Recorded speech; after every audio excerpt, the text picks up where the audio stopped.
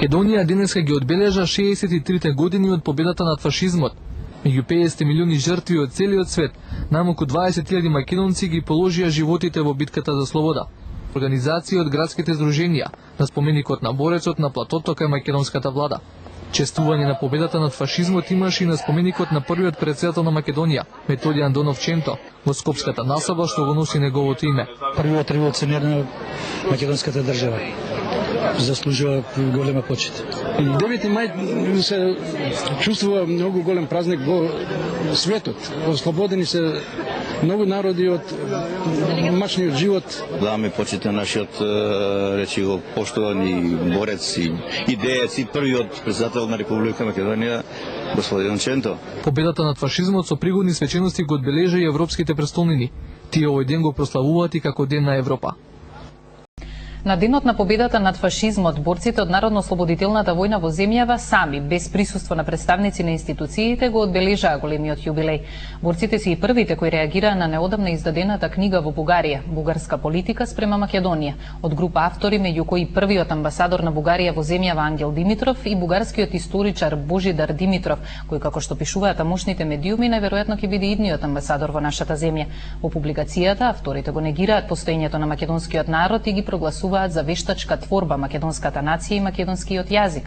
Ова не е прв пат, велат борците, да се негираат придобивките на нов и постоењето на македонската држава и народ од страна на источниот сосед. Парадоксот кој се случи на Македонија после победата над фашизмот, окупацијата и негирањето токму од страна на антихитлеровската и антифашистичка коалиција продолжува и денеска.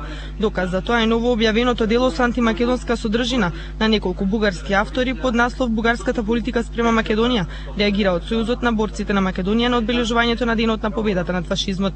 Во публикацијата велат од Сојузот, македонската нација и македонскиот јазик се прогласени за вештачка творба. Остро протестираме до авторите на ова дело, меѓу кои се и првиот амбасадор на Република Бугарија во Македонија Ангел Димитров и Божидар Димитров, историчар и советник на претседателот на нашиот источен сосед.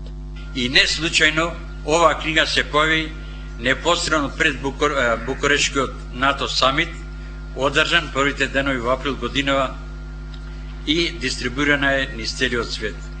Во книгата не третираат како однародени бугари, како вештачка коминформерска творба создадена во 1934 година со сила одцепена територија од Бугарија. Од Сојузот на борците подсетија на жртвите кои Македонија ги дала во антифашистичката борба, на настаните кои се случувале во тој период.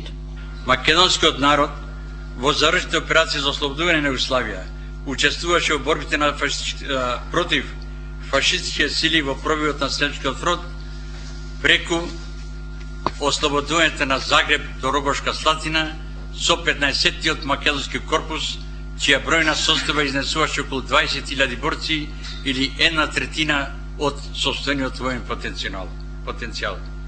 По повод одбележувањето на 9 мај, денот на победата над фашизмот, делегации на Сојузот на борците, делегација на претседателот на Република Македонија Бранко Црвенковски и други положија свежо цвеќе пред споменикот на ослободителите на градот Скопје, лоциран до владата.